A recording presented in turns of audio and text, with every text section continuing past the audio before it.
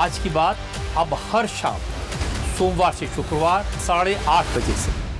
4 मई के बाद बंगाल की पहचान नई हो गई है। ये हम नहीं कह रहे, तस्वीरें गवाही दे रही हैं।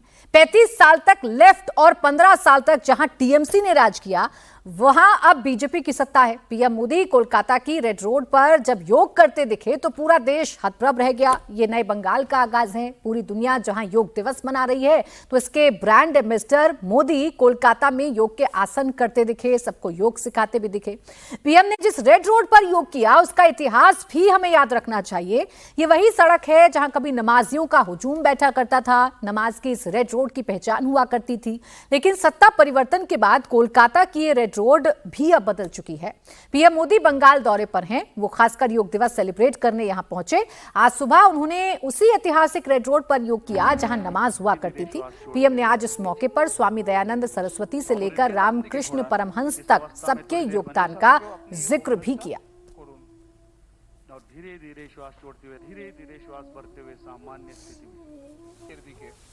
साथियों, योग दिवस के अवसर पर आज बंगाल में होना बहुत ही विशेष है। बंगाल की ये पवित्र भूमि जहां भगवान रामकृष्ण परमहंस जैसे सिद्ध संतों ने अवतार लिया, जहां से निकलकर स्वामी विवेकानंद ने पूरे विश्व को योग से परिचय कराया, जहां महर्षि अरविंद जैसे महान योगी ने जन्म लिया, लाहिड़ी महाशय जैसे महान योगियों ने जहां योग परंपरा को नई ऊंचाइयों तक पहुंचाया, आज उसी धरती पर सामूहिक योग का अनुभव एक अलग आध्यात्मिक अनुभूति दे रहा है।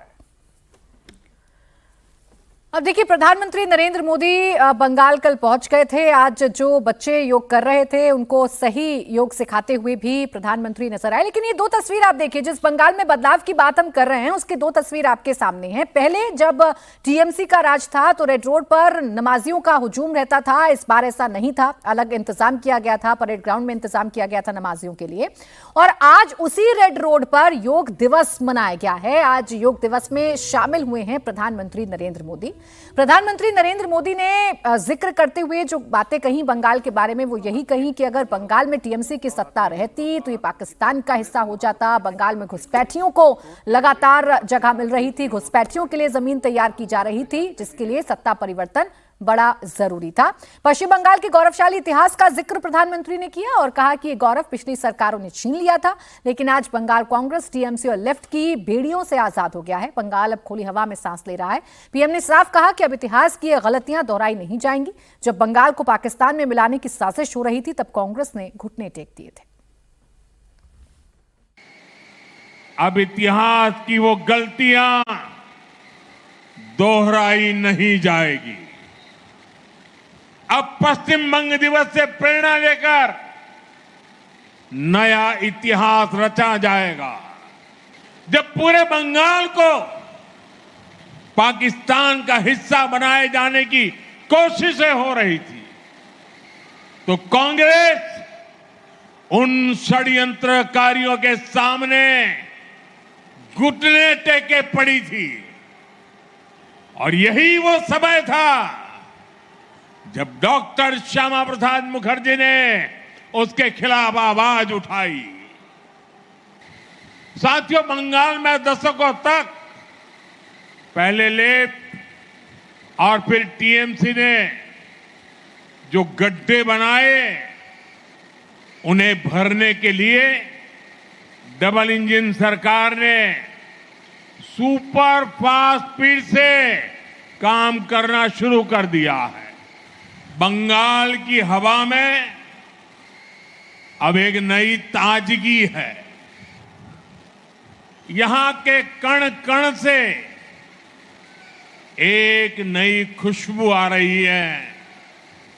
ऐसा लग रहा है जैसे बंगाल अब बेड़ियों से आजाद हो गया है।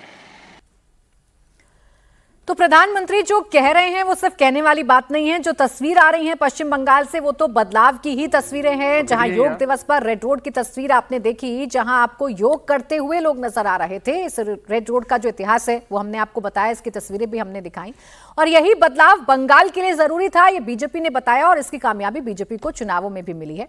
अभी पश्चिम बंगाल का जो बदलाव संगीत जी प्रधानमंत्री बता रहे हैं, और कांग्रेस की भी बात कर रहे हैं, लेफ्ट की भी बात कर रहे हैं, टीएमसी की भी बात कर रहे हैं कि अगर बीजेपी ना आती सत्ता में तो ये बंगाल पूरी तरीके से बदल जाता और वो बदलाव जो है सकारात्मक नहीं नकारात्मक होता।